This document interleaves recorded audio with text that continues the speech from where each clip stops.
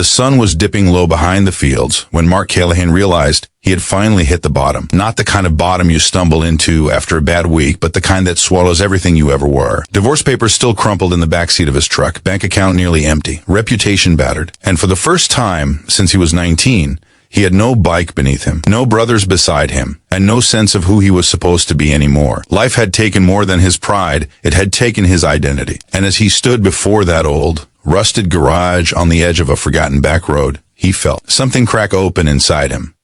Something he feared he could never put back together again. If you believe in kindness, in redemption, and in second chances, make sure to like, comment, share, and subscribe, because this story is for you. Mark had spent most of his life wearing the leather patch of the Hell's Angel, living fast, riding hard, and believing the open road could fix anything. But the road didn't fix the silence that crept into his marriage, the arguments that grew like weeds, or the way he shut down every time someone asked how he really felt. When his wife finally walked away, taking with her the quiet warmth he never knew he relied on, Mark was left staring at the pieces of a life he'd been too proud to take care of. And then the business he tried to start fell apart. Then the bank came knocking. Then the bike broke down for good. Every hit felt heavier than the last, until he couldn't tell where the pain ended and he began, which was how he ended up driving aimlessly through the countryside, searching for something he couldn't name. When he saw the old garage sagging under years of neglect, a strange pull tugged at him. Maybe it was the familiarity of oil stains and scattered tools.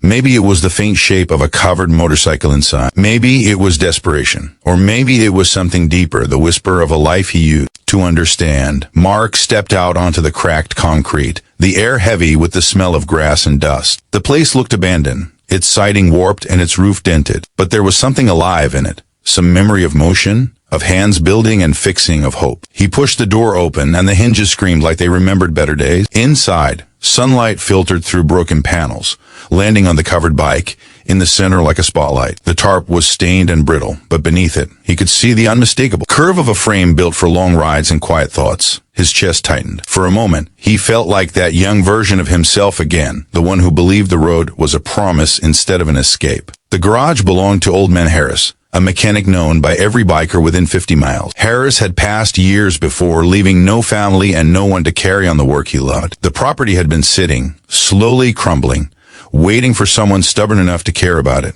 Mark didn't know why he opened that door. He didn't know why he stepped closer, reaching for the dust-covered tools scattered across the floor. He only knew that something inside him whispered, "This is your last shot." Over the next days, and then weeks, Mark returned again and again. He swept the floors, repaired the broken shelves, replaced the rusted bolts on the door. He found old photos of Harris, smiling with grease-covered hands, standing beside bikes that looked like art. And then one morning, after staring at it for too long, Mark finally pulled the tarp off the motorcycle in the center. It was a classic Harley, battered but not dead, the kind of machine rider's dream of resurrecting. Something in Mark shifted then, a small, steady flame catching in a place he thought had gone cold forever. He decided to bring it back to life. The work was slow. The engine was stubborn.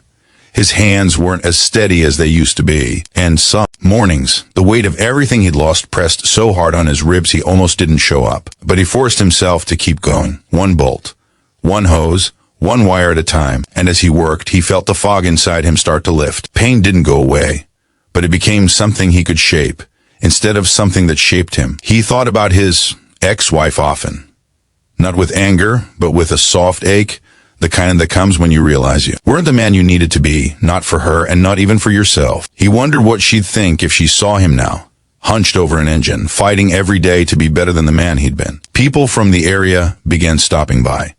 First out of curiosity, then out of habit. An older farmer dropped off fresh food. A single mother brought coffee and stories. A teenage boy with a broken-down scooter asked if Mark could teach him a little about engines. Slowly, as naturally as breath, the garage became more than a place.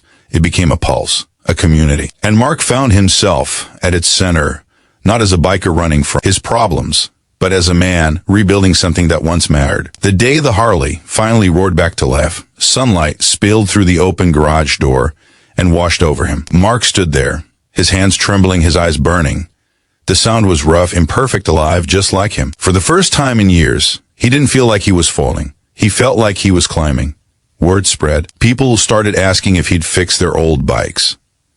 Mark resisted at first, afraid of failing again, but when someone placed a worn-down helmet in his hands and said, "I trust you," he felt something he hadn't felt in years: purpose. The garage, once forgotten, slowly transformed into a place of healing for more than just him. Every bike he fixed, every engine he coaxed back into motion was a reminder that broken things weren't worthless. They were just waiting for someone patient enough to believe in them, just like he had been. If this story has touched your heart in any way, please like, comment, share, and subscribe.